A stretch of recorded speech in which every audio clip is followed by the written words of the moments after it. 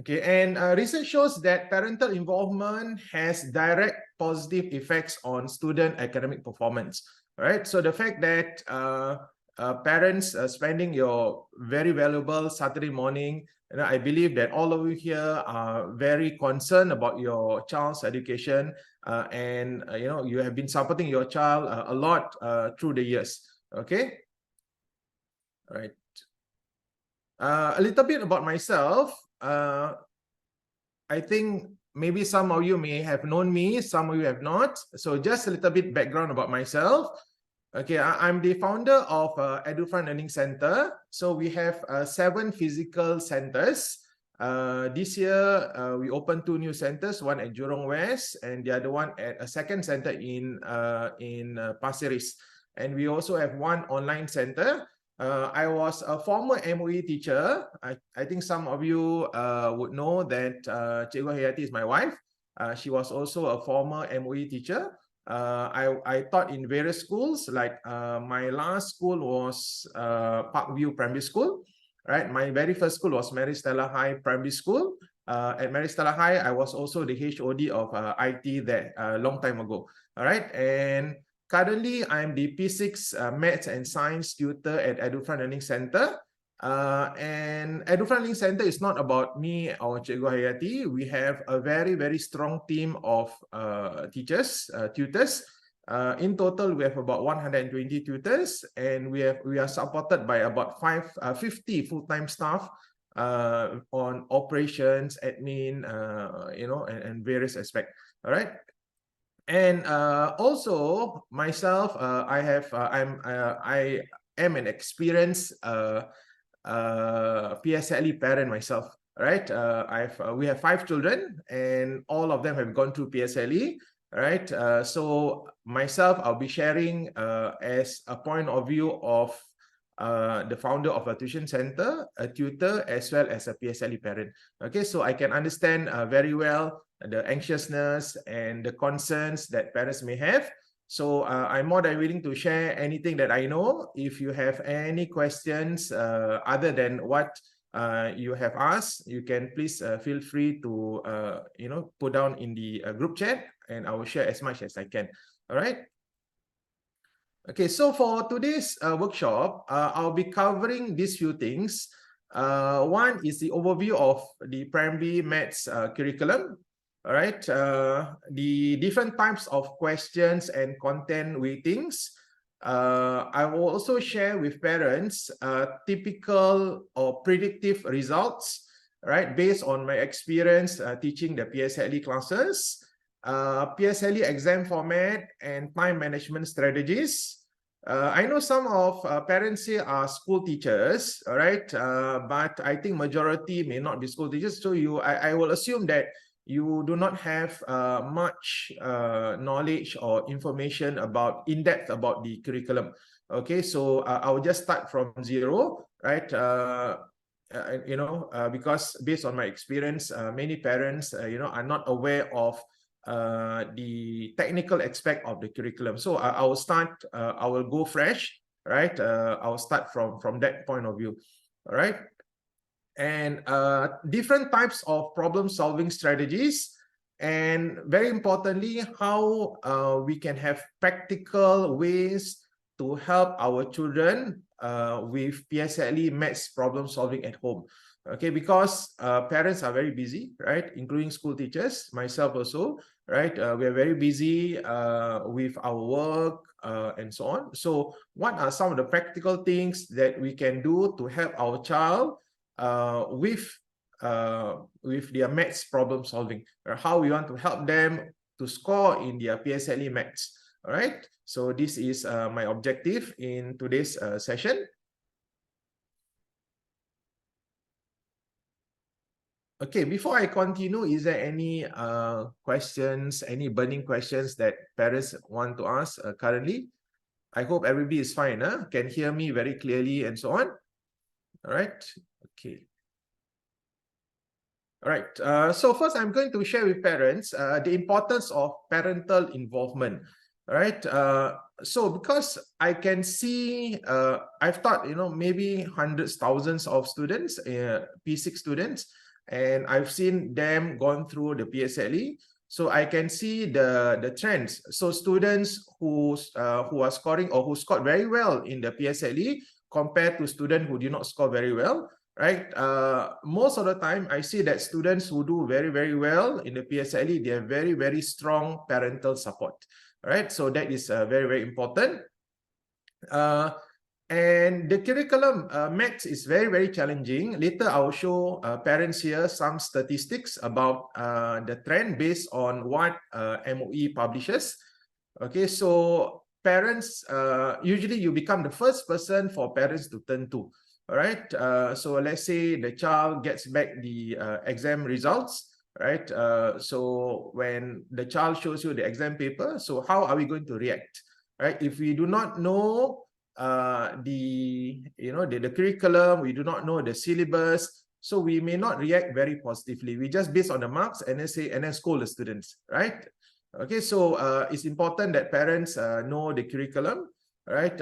And you need to have the skills to evaluate the child's test performance. So if you look at the paper, so you need to know what aspect of maths or what topic or what which area your child is weak in, so that you can give the necessary support.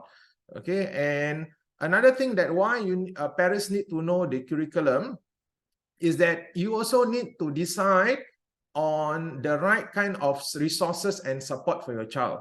Okay, many parents are very busy, not able to directly involve in teaching the child for many, many reasons, right? For work and so on, right? But you need to decide on the kind of support that you may want to so-called outsource to your child.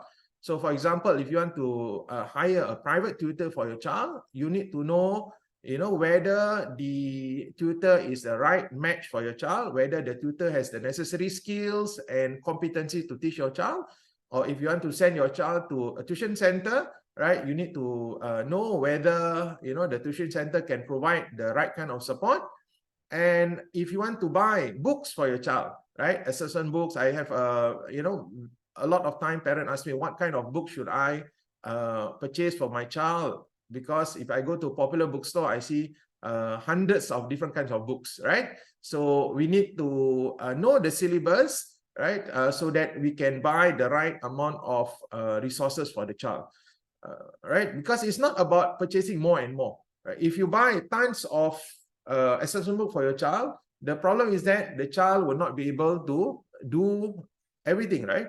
So what you spend, what you buy, what kind of support you give for your child is very, very important, right? And we cannot, it's not about buying more or buying, having more, right? It is about choosing the right resources for the short amount of time that is that your child has.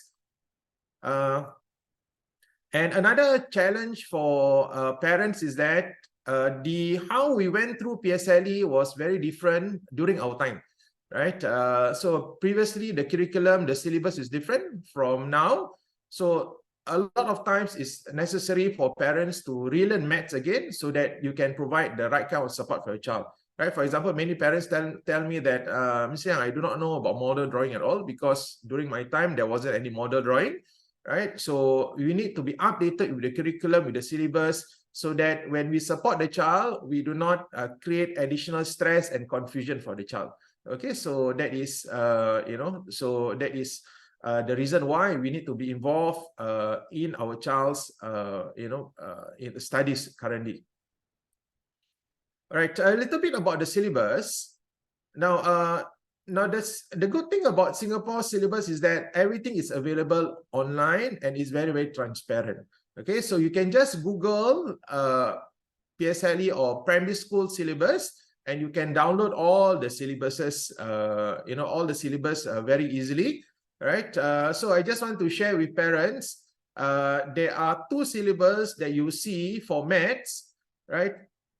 One is the current syllabus and the other one is the new syllabus, right? So for if your child is taking PSLE next year, you still use the old syllabus, and the new syllabus, it is affected by or it is implemented on 2021 primary 1 cohort.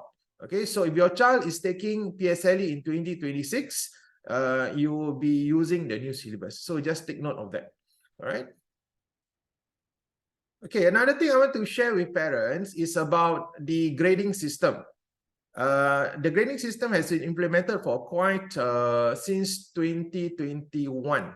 Right, so some of parents, if your first time or your child, you have a previous child that took PSLE before 2021, you are familiar with the old grading system, but the new system using the AL format. Okay, so just for your information, if you are not clear, so you can see here AL1 to AL1 is 90 and above. AL6 is a very big gap, so you can see from 45 to 64 marks. Okay, so previously, C and above considered as pass, right? 50 marks and above, you know, many say that, okay, it's a passing mark. But in the current system, what is the passing mark, or what is the passing grade? Anybody wants to share? Maybe if I were to ask parents in the new grading system, what is considered pass? Maybe you can type in a group chat. What do you consider? Maybe based on your personal opinion, based on the new grading system, what is a passing grade? Not marks, but the grade. AL1, is it AL2, 3, is it 4 or 5 or 6? Okay. All right. Okay, different answers. Okay, some parents say 4, some say 5, some say 6, some say 7. All right. Yeah, so this is okay, Mr. Fairuz, you have any question? Raise your hand. Yeah, thank you so much, Mr. Yang. And Fairuz's wife. Okay, I just want to ask, because you know, with the subject-based banding next year, your AL system will affect whether you want a G2, G1, G2, or G3 subject. Am I right? Yes, so, yes. For example, if you get an AL6, my child will only be able to doing a G2 subject. And if my child gets AL1, between AL1 to AL5, she will be able to do a G3 subject. So it actually depends on the AL that the child gets in order to get to a more difficult, you know, level compared to someone who gets an AL7. Yeah. Yes. Thank you for sharing. Okay, Ms. Fairuz, speaking about the level of achievements that the child gets will determine with the new subject-based banding in secondary school, right? The child will be, you know, maybe taking G3, G2, or G1 depending on the PSLE score, right? So that is the idea of secondary school, you know, subject-based banding, right? Okay, so coming back to my question here. Okay, so some parents perceive AL6 as passing, some AL5, some AL4. Okay, so this is quite a tricky question, right? Actually, MOE wants us to move away from thinking about what is considered pass or fail, right? So it is about the level of achievement that the child achieve. Okay, so AL6 means the achievement level is 6, right? AL5 is 5, right? So there is, you know, what considered pass and fail is very subjective right now. All right. So for example, some parents may say that, okay, AL6 is a pass, right? But if you see, based on the old grading system, AL6, if your child gets between 45 to 49, right, in the old grading system is considered a D, right, where we consider a fail. But in the new grading system, if your child gets 45 to 49, it will be AL6, right? It will be grouped together with the child who gets 64. Now, 64 in the old grading system is a B, quite a very respectable and very good grade, right? So you can see the AL6 is a very, very broad grade. So because of that, some teachers or some parents will feel that, oh, I must get beyond AL6. My child must get beyond AL6. AL5 then considered as a pass. Okay, right? So the answer is whether 5 or 6 is a pass or fail. It is not. It's very subjective. Okay. So usually I'll tell my students, try to get, okay, you need to score. Okay, if the child is getting around AL6 grade, try to go beyond AL6. Okay, try to score, do your very best to go beyond AL6. Why? Because if you score AL5, then you know that your achievement level is 65 to 74.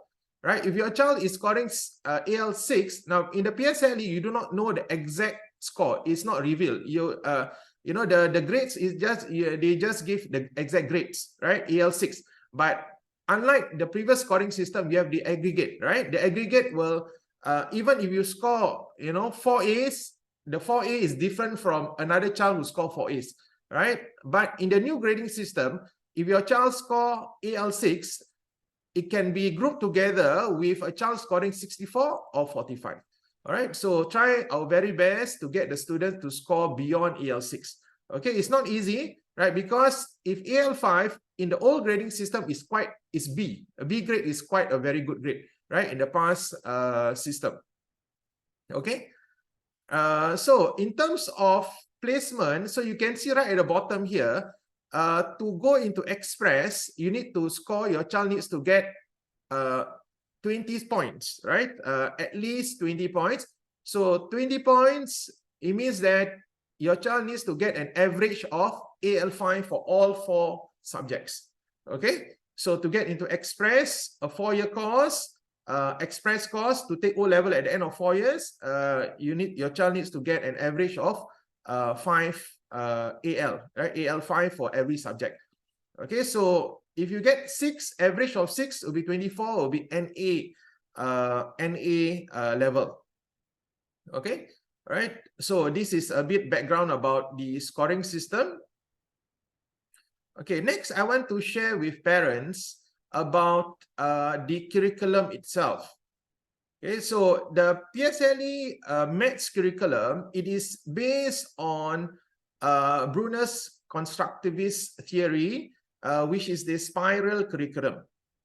Okay, okay, what I mean by spiral, okay, learners construct new ideas or concepts based on their current or past knowledge, and the curriculum is organized in a spiral manner so that students continually build upon what they have already learned previously. So to give parents an example, the topic of fraction is first introduced at primary 2. Okay, and then primary 3, there's also a topic of fraction all the way up to primary 6. So why is the topic of fraction appearing again and again? Unlike science, if you're familiar with primary school science, say the topic of magnets taught in primary 3, right? It will not be taught at primary 4 again. Okay. However, for maths, right, fractions is taught at every single level. Now, how is it possible? Because fraction is a very huge topic, right? So the concepts of fraction is first introduced at primary 2, and then at primary 3, additional concepts of fraction is introduced. Okay, meaning that if the child have not mastered the concept of fractions, the basic concept of fraction at primary 2, they will have difficulty moving on to a higher level of fractions in primary 3. Likewise, also at primary 4, a new additional concepts about fraction is taught all the way up to primary 6. Okay, so meaning that if the child do not have a very strong foundation at earlier years, at a lower primary or mid-primary, they will have difficulty understanding the concepts of fraction at higher levels. Okay, so this is the spiral approach for PSLE Maths. Okay. All right. Now, to illustrate further the spiral approach, now this is primary 1 to primary 6. Okay, this graph here is the achievement levels. So if your child has mastered primary 1, Maths, right? Okay, this is the yellow color bar, assuming that your child has mastered primary 1 Maths, right? And then here are primary 2, right? So you can see from primary 1 to primary 2, you need the primary 1 Maths, and then the new topics, new concepts for primary 2, right? And then it move on further, right? So you can see that the concepts are built upon, okay, until all the way up to primary 6. So if your child mastered primary 1, primary 2, primary 3, primary 4, primary 5, primary 6, okay, so that is where your child is able to get AL1. Okay. Now, however,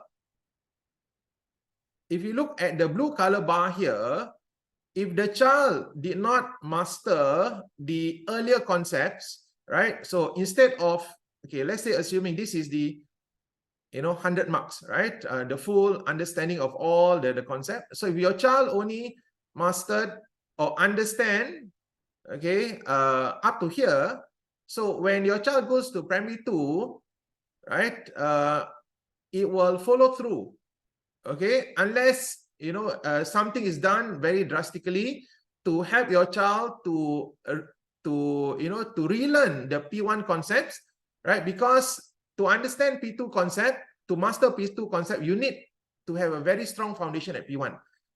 Okay, so likewise also to understand P6 concepts, your child must have a very strong understanding of the earlier concepts. Okay, so if your child does not have a good foundation at the earlier years, so you can see here that the maximum the child will score is AL6. All right, so this is the reality of primary school maths, right? The early years is very, very important. Okay, I hope parents understand what I'm trying to share, right? If any point of time, if parents don't quite understand, please feel free to unmute and ask. Okay. Right. Okay. Another example, another illustration. So there are 3 types of students: student A, student B, student C, and student D. Okay. So this is assuming that student A, AL1 to AL2 type of students. Okay. So student B, AL3 to AL5, student C, AL6, and student D, AL7 to AL8. Okay. So I profile these 4 types of students. Okay. So if you want your child to score eventually, to score AL1 or AL2 in the PSLE, right? You can more or less predict, right, their final score based on the achievement in the earlier years. That means from P1, P2, P3, P5, right? So usually students who score AL1 or AL2 in the PSLE, right, in the foundation years, they are scoring almost full marks, right? 90 plus all the way up to primary 4. And then at P5, now between P4 and P5 is a very big drop. Usually there's a big drop, right? So you can see if your child is at P5 right now, you can see that in general, there's a big drop between P4 to P5. Okay, so a student scoring to get AL1 and AL2 eventually in the PSLE, there may be a slight drop, but the drop will not be so drastic. Okay, so if your child is scoring about 85, 80s, 80 to 85 and above at P5, there's a very high chance that your child can score AL1 to AL2 in the PSLE. Right now, if your child in P5 is scoring between 60 to 70, okay, this is the indicative result for your child, okay, between AL3 to AL5. All right, so if your child is scoring between 45 to 55, okay, the indicative result is AL6, because remember AL6 is a very, very big gap, right? Your child could be scoring 64 and still get AL6, which is together with the group of students scoring about 40 plus, right? 45 to 49. Right? If your child is getting about 20 to 25 marks in P5, okay, this is the indicative score for your child at P6, okay, AL7 to AL8. All right. Okay, why I'm sharing this with parents is that, we must set the right expectation for our child, right, to prevent our child from, unnecessary stress, right, to prevent, to prevent your child, from being, unmotivated and stressed preparing for the PSLE. All right. Because I have quite a number of parents who say that, okay, I want my child to go to Raffles, right? To get to Raffles, you need to score overall AL6 or better, either total aggregate score 4, 5, or 6. I'm talking about overall aggregate score, 6 or better, right? So, the parents wants the child to go into Raffles, but currently at P5, if the child is getting about AL6 or AL5, okay, it is very, very difficult, okay, to score AL1, right? To jump such a big jump from AL6 to AL1 or AL2 is not easy, right? Because of the challenge of the PSLE paper itself. Okay, it is designed such a way that very few students will get AL1, majority of students to get AL6. Okay, so with that, I hope, we can adjust our expectation for our child, right? So that the child, we can push your child, yes, no doubt, right? But we must be realistic in terms of, what the child can achieve at the end of the day. Okay. Right. Now, I want to share with parents also the results, PSLE result based on what MOE publishes. Now, this is the latest result that I can find online, which is official result from MOE itself. Okay, so this is based on the new grading system. Oops, sorry. Okay, this is the old grading. This is previously up to primary, up to 2020, right? So you can see the score, right, based on the old grading system, right? So you can see the breakdown. The overall is 84% passing. If you break down based on ethnic group, so the percentage of Malay students who pass or who get C and better for PSLE Maths is 57%. That was in 2020. Okay. So you can see the big gap between the different ethnic group.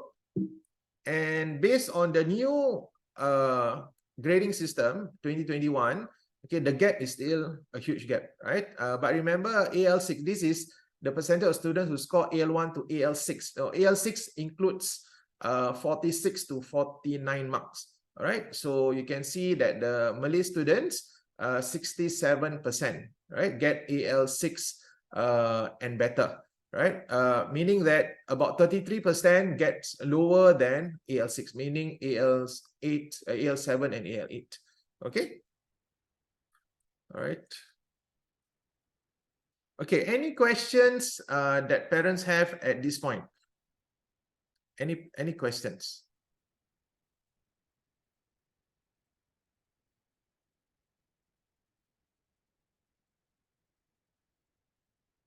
Don't have, huh? Okay. If parents have any question, just apologies if I'm not able to, browse through the group chat. Okay. Can just type in the group chat if parents have any questions. Later on, I'll address the questions at the end of the session today. Okay. Okay, so about the PSLE Maths itself. Okay, a very good question from one parent. Following this trend, are there students who jump a grade up through tuition or parents' involvement? My answer is yes. Okay, so now how much jump is the one that parents have to be realistic with? Okay, so from AL6 to jump to AL1 or AL2, it is very, very difficult. All right. Okay, but from AL6 to AL5, yes, it is possible. Right. So you can see here. Okay, let me just go back. Okay, I know this is a question that parents have. Now, what can parents do? How can student jump grade? Okay, so if you see the scoring system, right? Okay, this is the grade that, that we consider a good grade. That means 80 marks and above. So if your child is getting about AL4, to jump to L1, okay, I would say it is very, very realistic, very, very possible. From AL4 to AL1, yes, because AL4 means between 75 to 79. So if your child is getting between 75 to 79 at P5, okay, if your child works very, very hard, right? Later I'll share, what should the child do? What can parents do at home? Okay, it is possible to jump grade from 75 to 90 marks and above. So from AL4 to L1, yes. So if currently your child at P5 getting around AL4, okay, I will say that to jump to L1, yes, you can, we can work, together to help your child to score AL1, right? If your child is scoring around AL6, okay, I would say that to jump one grade to AL5, it is considered a very good achievement, right? Remember, if your child is getting AL6, probably between around 40 plus to 50. So for your child to jump from AL6 to AL5, I think it's a very good achievement. If your child a bit harder, work a bit, you can push further, AL4 is an extremely good achievement. Okay, so we need to be very realistic, right? If your child is getting AL4, AL6, if your child gets AL5 or AL4, is a very, very, very good achievement. All right. But if your child is already getting AL5, okay, within AL5, your child can get up to AL3. Yes, I think it's very, very possible from 60 plus to 80 something. From AL4, I think you can push to AL1. Okay, right? Yeah, through how? Through tuition, through, I'll share with parents later on, how we can help your child to push further. All right. Okay. Right.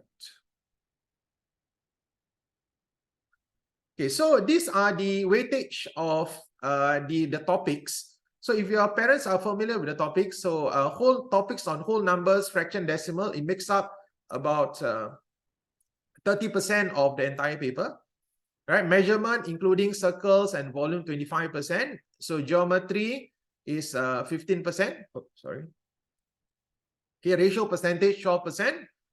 Speed and algebra, very small weightage, right? Speed and algebra, your child will learn at P6, but it's very challenging, right? Especially speed. Okay, so you can see what are the topics that you can focus on, right? So the why I'm sharing you parents with this weightage is that, when you have your child at home, you need to focus on the topics which has greater weightage first. Right, so for example, topics involving fractions, whole numbers, and decimals, it makes a very, very huge percentage, right? Measurement as well, right? Speed, if your child is getting AL6, I know some school teachers in school, they don't even focus on the topic on speed for their P6 student because it's very challenging, but it carries only 4%. Okay. So this is the exam format. So for parents who are not familiar with the exam format, for PSLE Maths, there are two papers, paper 1 and paper 2. So paper 1 is 45%, where your child cannot use calculators. It consists of booklet A and booklet B. Booklet A, 15 MCQ, and booklet B, 15 short answer question. Okay, then after that, there will be a break. And then your child will continue the exam on the same day to do paper 2. So paper 2, 55%, 1 hour, 30 minutes. So paper 2 is the, so-called the killer paper, right? So all the long answer structured questions are in paper 2, okay?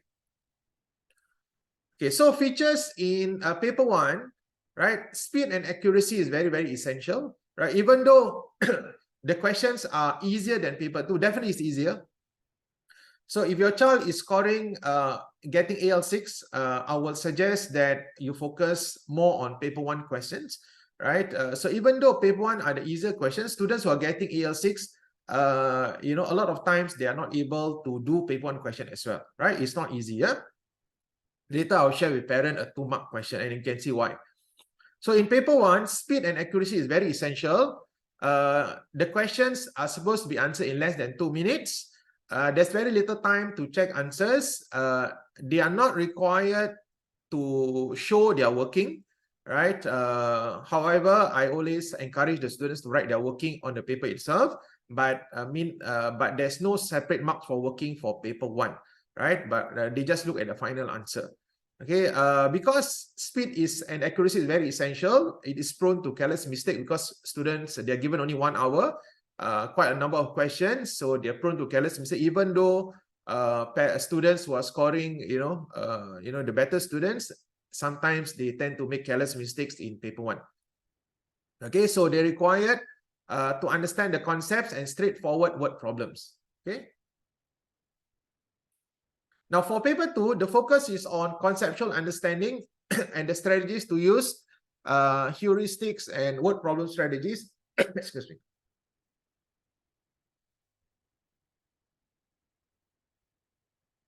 Okay, so this is where the student needs to use the different heuristics and word problem strategies.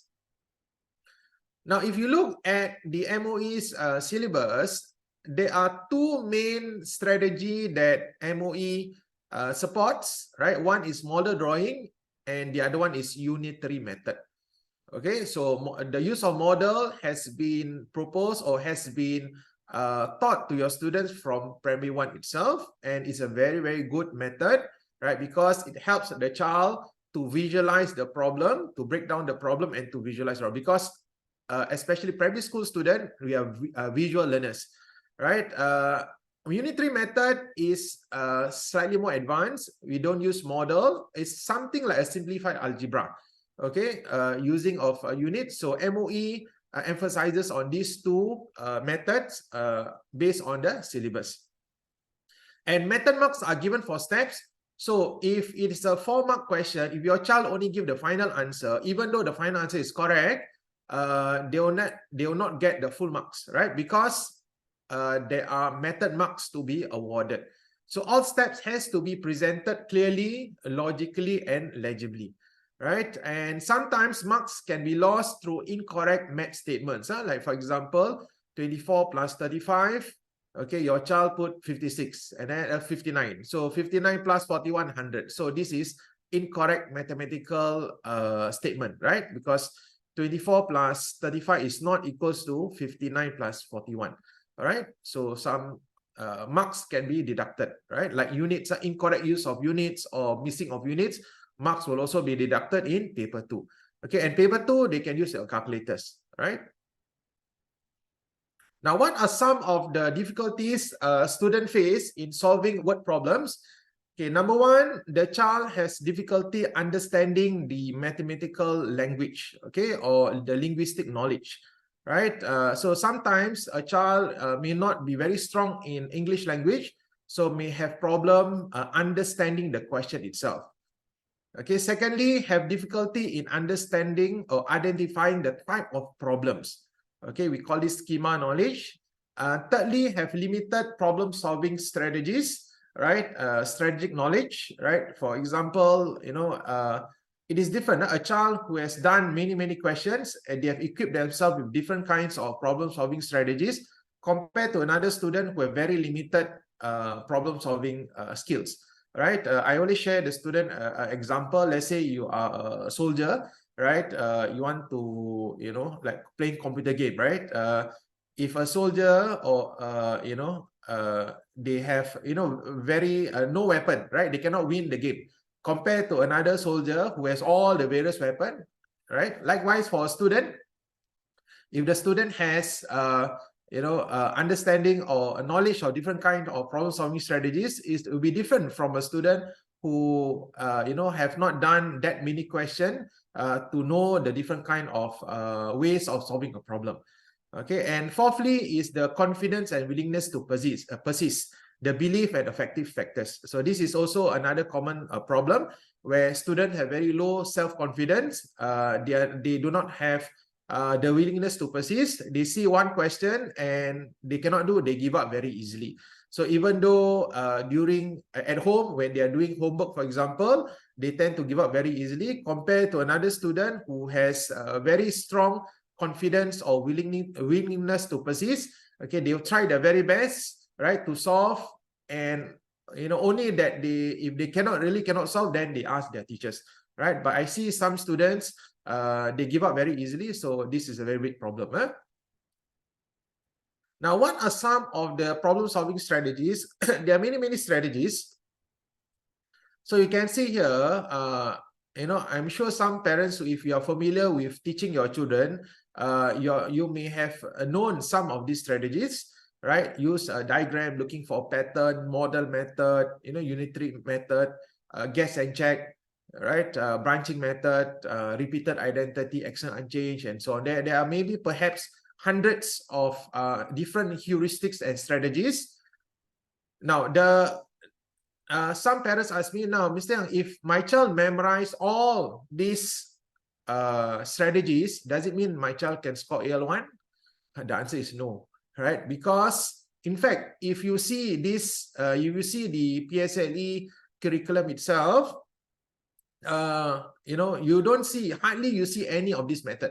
Why don't PSLE, if this is so effective, so powerful, why don't PSLE, MOE just insert these strategies in the syllabus itself, right? So this naming of the strategies, it is done by teachers or maybe tutors or authors, right? So it is not necessary for the child to know the method or the name of the method, right? But the strategies, okay, this method, these different kinds of heuristic, it is crafted to make it easy for students to identify or profile some questions, right? But it doesn't solve every single question, right? Because a lot of PSLE questions are non-routine, right? In some of the non-routine questions, none of these, heuristics, so-called, will work, right? So the problem is that when student gets too fixated about, memorizing different strategies, so they may not be able to solve problems very naturally,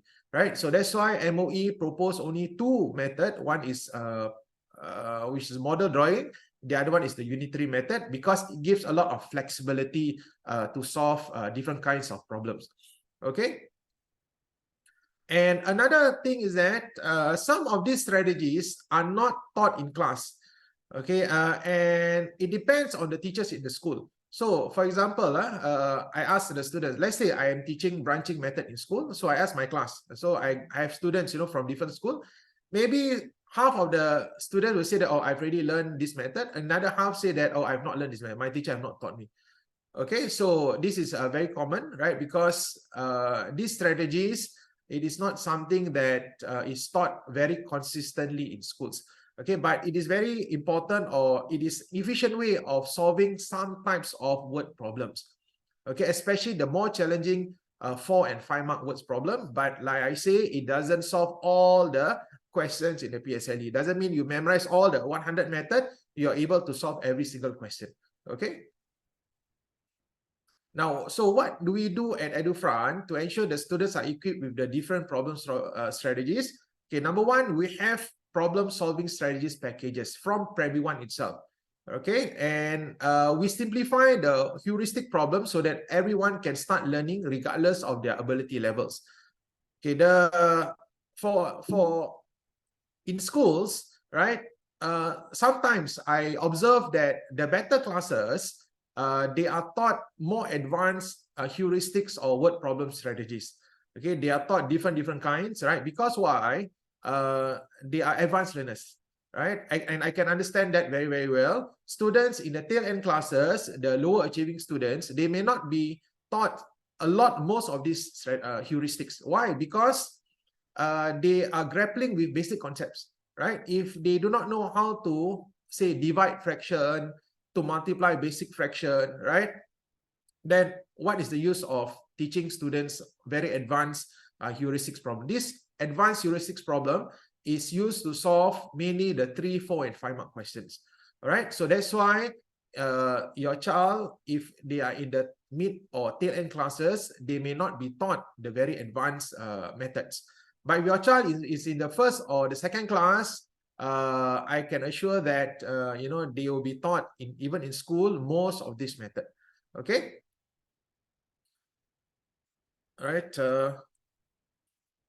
Okay, so at EduFront, what we do is that we teach students, doesn't matter whether, they are, lower achieving, mid achieving, and so on. We teach word problem solving strategies because it's very important that they learn, everybody knows, are equipped with the necessary skills, right? Because end of the day, when they sit for PSLE paper, right, it is the same paper, whether your child is in the first class or the tail end classes, they have to sit for the same paper, right? So we must give them the opportunity to be able to solve the more challenging question as well, right? But the strategy is we need to pack it down into, into simpler word problems so that they can understand very easily.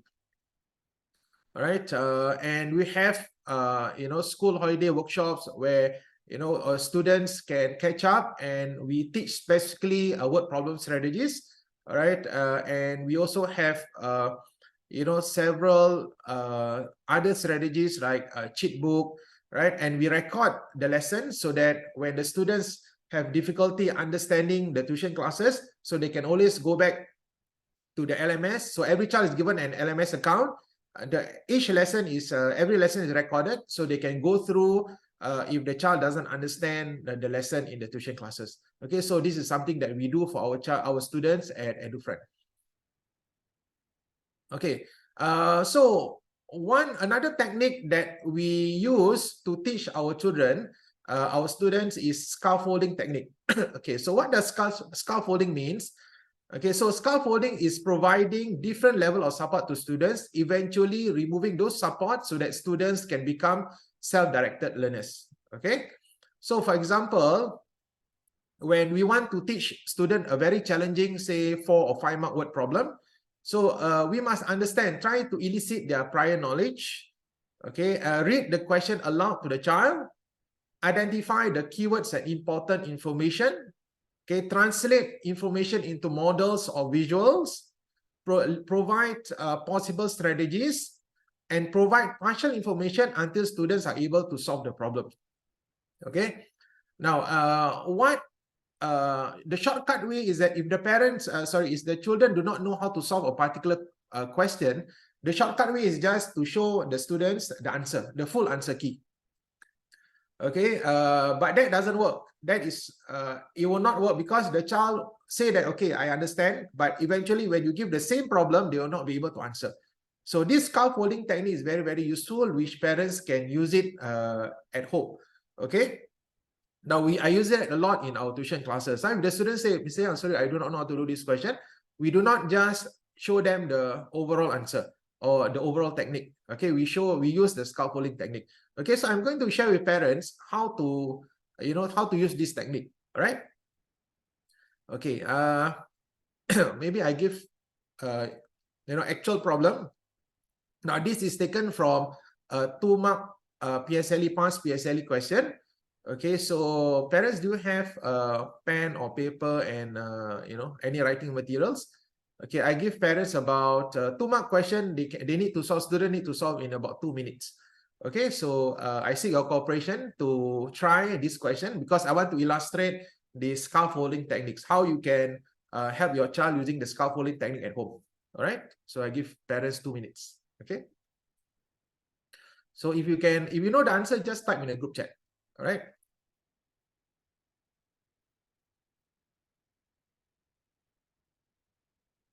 I don't know how to do, just try. Somebody tell me, I do not know how to do, must try. Students, I tell the student, student cannot say do not know how to do.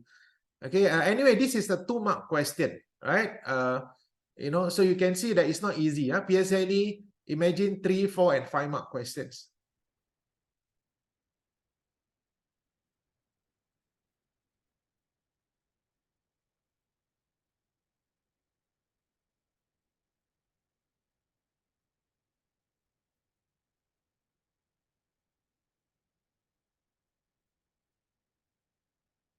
Try your very best, right? You can use calculators, no problem. I got somebody got the correct answer. Very good. Okay, 1 more minute. Now, 1 more minute.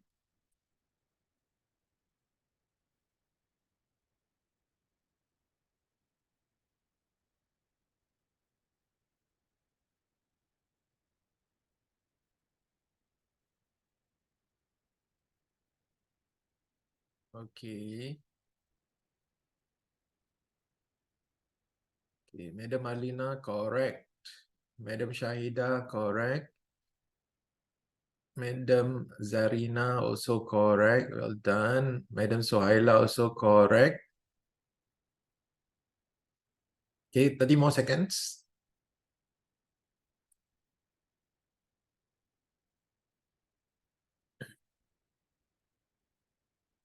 Madam Farhani, correct. Thank you. Madam Malini also correct.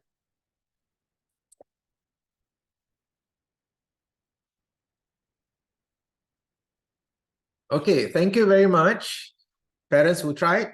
Okay, the answer is 108. Okay, 108.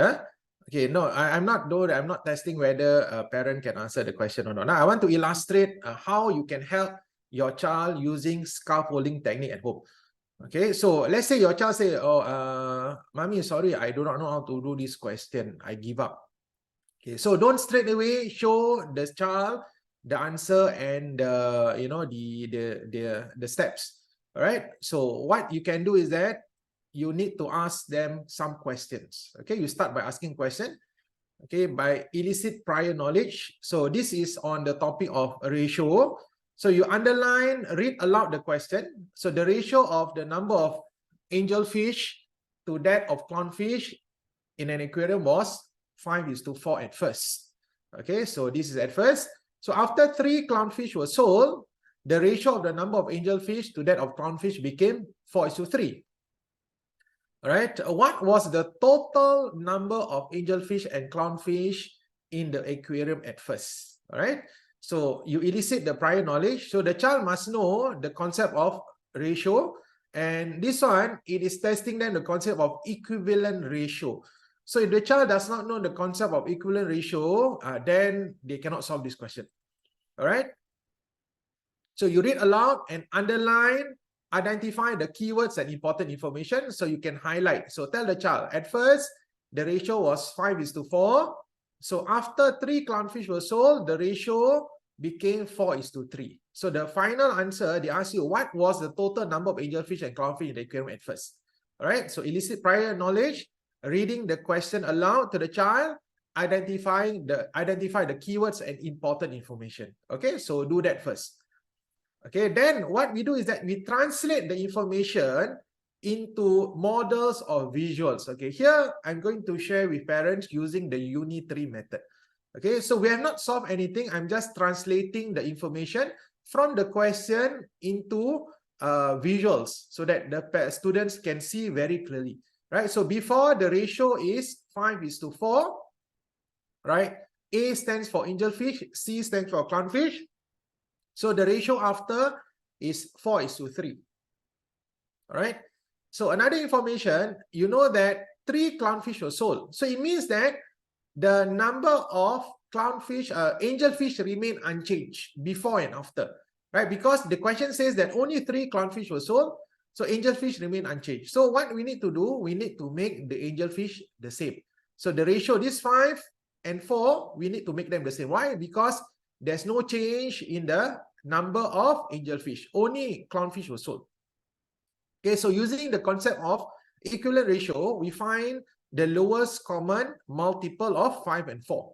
So you times 4 becomes 20, times 5 becomes 20, right? So when we multiply by 4 here, for clownfish, you must times 4 also, right? So 4 times 4 becomes 16, right? So for for after 3 times 5 becomes 15, right? So you can see here, using the concept of equivalent ratio, from 5:4 becomes 20:16.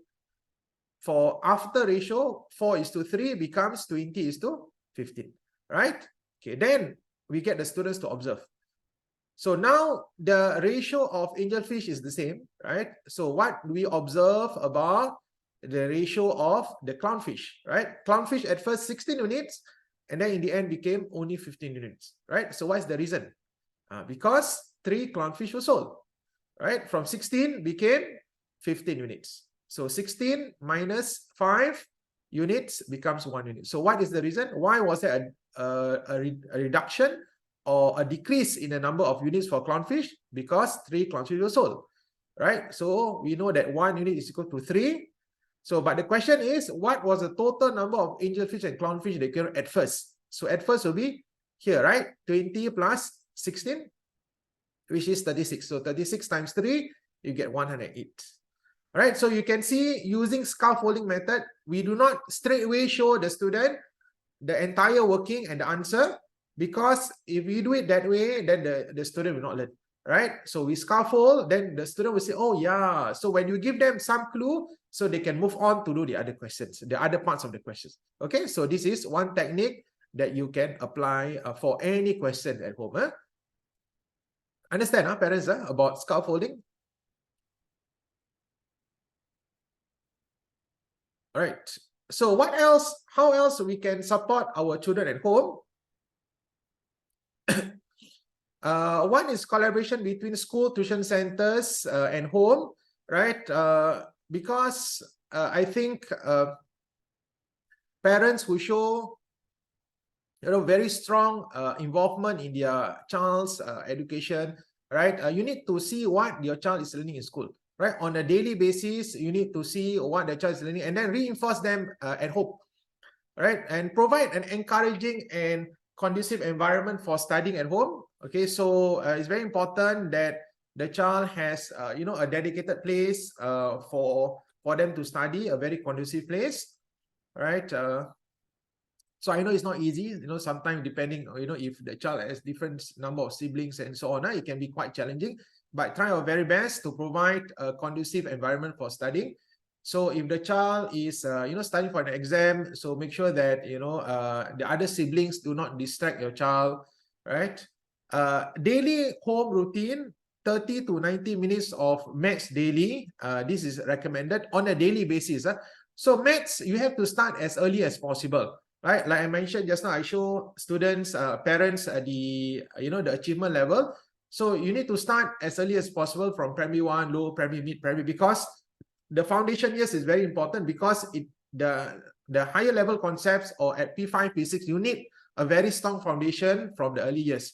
All right, so you need to be very, very consistent in learning maths. Okay, the child needs to spend, maybe I would say almost daily, right, of maths. You need to monitor the topics that your child is learning in school. So ask your child, what are you learning? Do you have any difficulty? So you need to reteach some of the topics. Okay, you can recap, review, reinforce, right? Practice and stretch your child. So your child have no problem, so you can stretch them with the more challenging question. Okay, if your child has difficulty in some of the concepts, you can reteach, right? Because I have quite a number of students at P6. It's like sometimes like fighting fire, right? Because the level at P6, they do not have, I have students who do not even know basic or have difficulty recalling times table, multiplication tables at primary 6, right? Or simple primary 4 calculation. Okay, so it is very challenging, right? So you need to do, that's why, parents need to do your part to help the children, your child for maths on a daily basis. All right, and you can also ensure that they have good work habits, like neat and legible handwriting. This is also very important, because like model drawing, some students, they draw model for the sake of drawing model, because if they don't draw model, the teachers will scold them, right? But the model doesn't help the child to solve the problem. So it's very important that you ensure that the child draw the models very accurately, as clearly as possible, as big as possible, so that it can help them to solve the problems. Okay, and monitor homework, ensure that calculators are not used in paper 1. This is another problem I face, right? Some students, so-called they cheat, right? The paper 1 question, they're not supposed to use calculators, but they use calculators. But I always tell them that during the exam, then you have problems. Okay, so ensure that paper 1 questions, when they are attempting paper 1 question at home, right? Please make sure that they don't use their calculators. So you can assist your child in drawing up a timetable for regular revision and practice. Timetable is very important. The routine is very important. What they do at home. So I know some parents, both parents are working, so have a routine for them at home, right? Have a timetable, weekly timetable, so that your child knows, okay, after your child comes at 3 o'clock, from 4 to 5, what are they supposed to do? 5 to 6, what they are supposed to do? After 7, what they're supposed to do, and so on. Have time for rest, have time for food, and revision, have time for, doing your homework. So routine is very, very important, right? Because like us also, we need some kind of routine. Discipline is also very, very important, right? If you do not have a timetable, then it's very, very difficult for the child, because the child needs some kind of guidance, and they really need the support from us. All right. Don't be too overly concerned if many parents tell you, I already have timetable, but nobody follows the timetable. Right. Even if you can follow 80% of the timetable, it is a very good achievement already. Okay. So the timetable, yes, the schedule is there, but you allow some kind of flexibility depending on the situation. All right. So when revising work with your child, consider using questions such as, what makes you say so? So asking questions, check their understanding, right? What if, what other methods we can use? Okay, so this is very important for you to help your child at home, because in school sometimes the teachers may not have time to do the asking for individual students, right? So at home you may want to use this method, okay, by asking them the different ways of doing the word problem and getting them to check their work and so on. All right, now preparing for PSLE 2024, from based on the parents who register for today's class, I think majority of you, your child is sitting for PSLE 2024, right? Okay, so just a bit of sharing about the timeline. So the school will complete the syllabus by August. Okay, August is quite fast, right? So everything will be crammed. Now take note that even at P6, there are many topics, P6 topics, right? It's not that revision from, from January itself. So the teachers in school have to teach P6 topics itself, right? For example, new topic like circles, algebra, speed, even topics like fractions, ratio, percentage. There will be new topics, meaning more advanced concept at P6 level. Okay, so meaning that, and in August, right, the child, your teacher will still have to teach P6 topic, and in between somehow the teachers will have to revise the earlier concepts as well. Right, so P5 topics like measurement, four-sided quadrilaterals, right? They may not be taught in depth again or reteach again at primary 6, right? So you may want to recap some of the P5 topics, right, at P6. The oral will be in August 2020, August next year. Listening comprehension in September. And the main written paper will be at the end of September. Okay, so this is just to give parents idea of the timeline. All right. Okay, so I will share with, I will try to answer a parent's question. Yeah.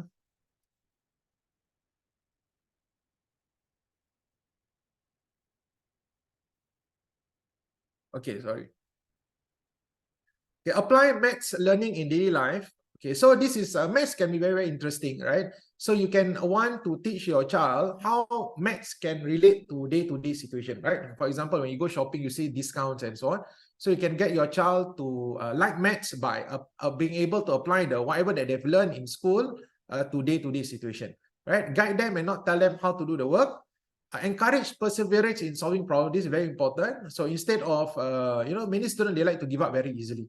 They want to finish fast. They want to move on to other things, or maybe they want to play computer games, or they want to, watch TV and so on. So you must encourage perseverance, right? Students need to solve their own problems, right? That's why it's called problem solving. They need to learn how to solve a maths problem. So if your child makes a mistake, allow him to redo without referring to the work solution provided by the teacher. Okay, scaffolding technique.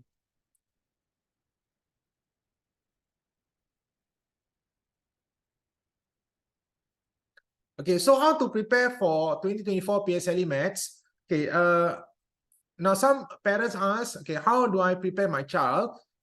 So you need to differentiate your child according to their current level of achievement. Okay, I give an example. Okay, let's say your child is a higher achieving student. Your child is at P5 getting AL1 to AL3, meaning scoring 80% and above. So what you can do, meaning that the child, if your child is already scoring AL3 and above at P5, your child has a very, very good chance of getting AL1 at PSLE. Yeah? So meaning that they have very, very strong foundation. All you need to do is to expose your child to as many challenging questions as possible. Okay, what I mean by challenging question will be 3 to 5 mark type of questions in paper 2. Expose them as much as possible. There's no shortcut, right? You can do the top school papers, get them to do on a regular basis. So this is how I see the students who are scoring AL1, this is how they do it, right? So you must expose your child to as many different types of challenging questions as possible, right? Okay, and another thing is that exam conditioning, right? Exam conditioning means you need to time the child. So paper 2, 1.5 hours, right? So make sure the child is able to do or have some kind of practice under time condition. Okay, now if your child is getting AL6 or lower, meaning below 65 marks, it means that your child do not have a very strong foundation in the earlier years. So they need to review or you need to reteach P4 and P5 concepts to the child. Right? Remember, I show parents the graph, right? It is a spiral approach, meaning that if your child do not have a very strong foundation at the mid-primary or lower primary, it will add up. So it's very difficult for your child to understand P6 concept, or I would say not possible, right? Because you need the understanding of the earlier concepts. Right, because at P6, remember, there is a topic on fractions, there's a topic on ratio, there's another topic on percentage. Now, why are they teaching these topics at P6?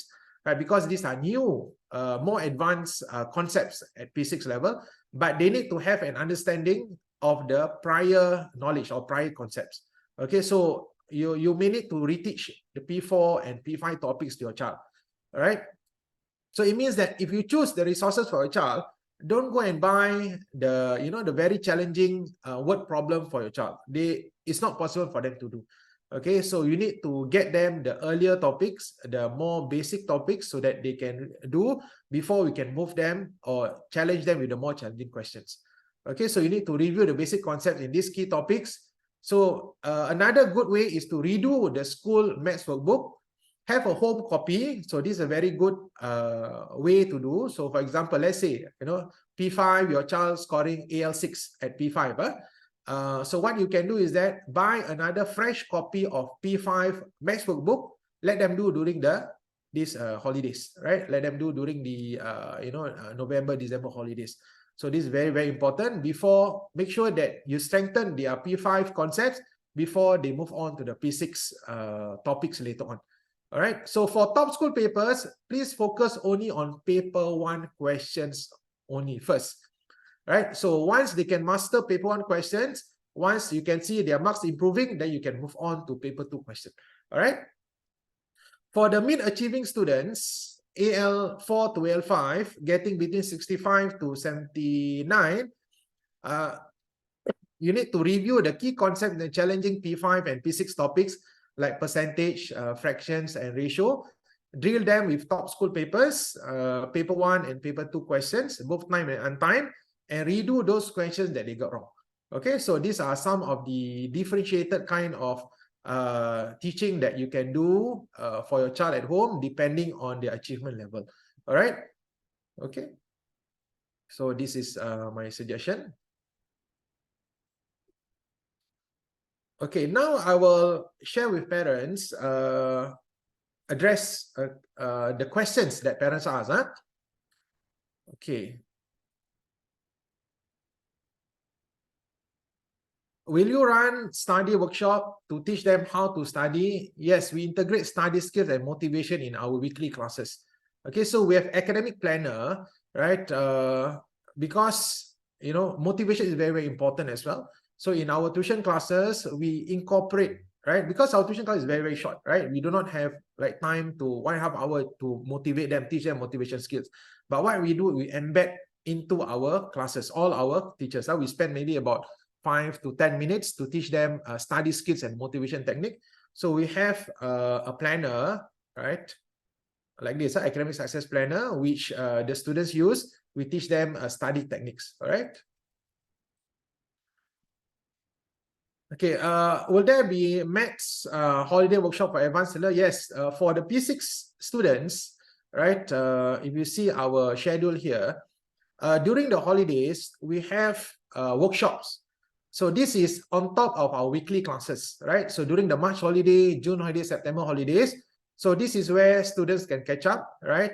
If the child has some challenges with certain aspect of the subject, like maths problem solving and so on, we also have problem solving strategies for more advanced ones, right? So we do it during the holidays, March holiday, June and September holidays. So these are additional workshops to support our P6 students on top of their weekly classes. Okay. Can the child improve by 3 years? Yes, I've already mentioned just now, right? From AL4 to AL1 is very, very achievable, right? Because the gap is not too big. Do you teach foundation maths? Yes, but in different class, right? If your child is in foundation maths, please let us know. Your child cannot join the regular class, right? Because I have students, parents who insist that the child in foundation maths join my class, because I do not teach the foundation class, I teach the standard class, right? Because the syllabus is different, right? They cannot be in the regular class.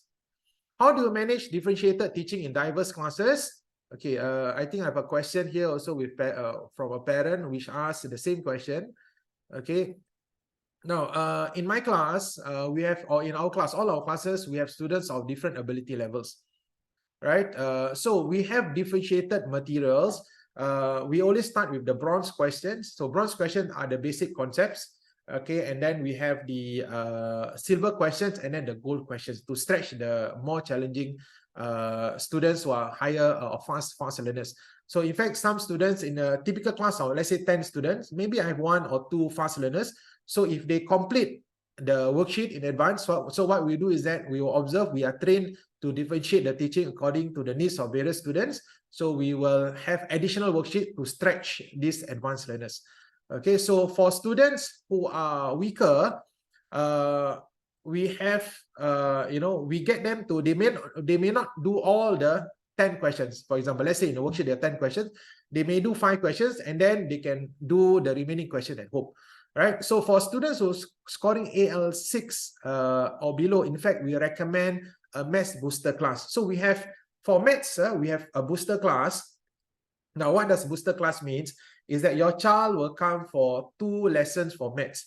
1 lesson where we teach them the regular P6 maths topics, because remember, there are about 7 to 8 new topics at P6. So we need to teach the P6 topics as well. Circles, algebra, speed, volume, right? These are P6 topics. But if the child is getting AL6, it means that their foundation is very, very weak, right? So we need to reteach P4 and P5 concepts again, right? So that's where we get them to come for maths booster class, a second class for maths, where we reteach them the P5 concepts, right? And of course, 2 times a week for maths for students that are getting AL6 is still not enough. That's why we need the support from parents at home to coach your children at home on a daily basis. All right. And another important tool that we use to support differentiated teaching is we use technology, meaning that we record classes, all our classes. Okay, so it means that the child, if the child don't understand any aspect of the tuition class, you can go to the LMS and they can review the recording of the lesson. Okay, now the lesson is we record those lessons in our online class. Now remember, we have physical and online class as well. So all our online lessons are recorded and we upload it into the LMS and it will be available to the student maybe within 1 to 2 days after the class. All right. So for example, if your child comes for the physical class, not taught by me, P6 for example, but the one, your child can go to the LMS and can review the lesson and can assess the lesson which taught by me, because the P6 maths and science lesson that we record and we upload are the lesson that is taught by myself. Okay, so they can get free access as long as your child has internet, right? You can get free access all the way until PSLE, right? So we give access all the way. Okay, how to prepare the P6 PSLE students prepare them well in exams? No, start as early as possible, right? Pay attention every step of the way. So that's why for our 2024. Forget nah, carry your water bottle. You never bring your water bottle just now. Okay, kan? Oh, sorry. You got so kan because Okay. Madam, I think so much barang. okay, let me mute for the parent. Okay, so for our P6 classes, we start in November. In fact, we are starting next week, 3rd of November onwards. So that's why we want to make use of November and December to reteach some of the P5 concepts and teach your child some of the P6 topics earlier. Okay, so this is very important. Your child is sitting for PSLE next year. So really, you need to utilize the November, December holidays, well. Now, of course, some of you have planned for holidays and so on. I'm not saying that you cannot go for holidays. Yes, you can go 1 week, 2 weeks holidays, no problem. The child needs to recharge, right? We need to have a break as well, right? But what I'm saying is that please do not waste the November, December holidays, right? That's why classes are ongoing. Our class is only once a week and it's recorded. So you can start early in 3rd of November onwards. So we record the lesson. So any time where you want to review the lessons, you can review the lesson as well. Okay. All right. How to keep the child motivated and eventually achieve motivation without reminders from parents? Okay. You need to find the barriers to study. Let's say, for example, the phones and the games. Sometimes the student, they cannot control. So that's why as parents, we need to help them to control, right? The use of their phones, computer games, and so on. Sometimes it can get addictive, right? And so this is where, you understand your child better, right? Maybe have a kind of agreement with them. Okay, you study, after you finish your study, 1 hour or 2 hours, so I can let you have the phone. All right, so we need to help the child help themselves. Sometimes the child very young, they cannot help themselves, really. Okay, make study time easier and more conducive. Create a study plan together, set targets for your child. Okay, like I mentioned, if your child is getting AL6, okay, please do not tell your child, I want you to go to Raffles. All right, it's very, very not easy. All right, it's not realistic. So if you set unrealistic targets for your child, right, it will not end very positively. Okay, so you must be realistic in choosing school and targets for your child. Reward system, reward the process, not the result. All right, so rather than the result, you must reward the process. So if the child, you see that your child does the schoolwork on time, follow the timetable, so you may want to reward them. All right. Losing interest in problem sums, scaffolding, okay, like I share with parents, right? Start with the easier question. Okay, so if your child is getting AL6, do not give the paper 2 questions and tell them you must finish this. They cannot do the paper 2 kind of questions. Okay, you must start with the easier question. Once they get the confidence, once they get the understanding of the concepts, they strengthen their basic concept, then we can move on to the more challenging questions. Right? Remember the spiral approach. The basic, the strong, the foundation must be very, very strong before they can move on to the more challenging questions. All right. So my child has ADHD. How to get him to focus when doing revision and have to understand the topics or subjects revising? Now, ADHD, I'm not an expert in special needs. From what I know, ADHD is a spectrum, okay, of ADHD. Now, if your child is in a regular school, yes, there's not an issue, right? Only that if they have difficulty focusing, you must do regular prompting, right? To to coach your child on a regular basis. You need to prompt them because if they are, if they are all on their own, you need to prompt them all the time. All right. Scaffolding and check their understanding. All right. Okay, let me just go through the group chat. Okay, my child is doing his PSLE in 2025. Am I able to go to MS to view record lesson for 2024? If your child is doing PSLE in 2025, if your child is, that means next year your child will be in P5. There's no point to view the recording of P6 class, right? Because the topics are different, right? And it's very different, very challenging. P5 and P6 is very huge gap. Okay, so just focus on doing well at P5. Your child is on the right track. Okay, somebody asked what assessment book to buy. Now, I do not, recommend any specific assessment books. Okay, why? Because there are tons of them. You need to understand your child. So what I can just share is that if your child is lower achieving, AL6 and below, focus on assessment books or questions which are paper one type of question, easier question first. All right, so there's no specific assessment book that I can recommend, but I would strongly recommend top school papers, right? Top school papers you can buy even from P3, P4, P5, right? If your child at P5, for example, you can get, you can download for free, but my suggestion is you just buy, they will staple for you, print for you, and just deliver to your home. Get your child to do all the top school papers of Primary 5 at the end of this year, okay? How much for P5 Maths? Okay, I'm not going to share any technical aspect about the pricing because I'm not so sure, frankly, of the final pricing. So if any parents are interested to sign up for any of our tuition classes, you can just go to the website and then register online. Okay, Madam Aini asks, I'm aware that P6 class start in November. What will you be doing in December, November? Okay, November, December, we are going to reteach P5 concepts. Okay, P5 concepts, and I'm also going to teach some of the P6 topics in advance. But most of the time, I will reteach the P5 concept because, P5 is very, very challenging. And a lot of students have difficulty understanding P5 concepts, and there's a lot of new things that they learn at Primary 5. Right? And the child, usually they do not have time to grasp or understand the concept. So at this November, December, I'm going to focus a lot on revising the P5 concepts.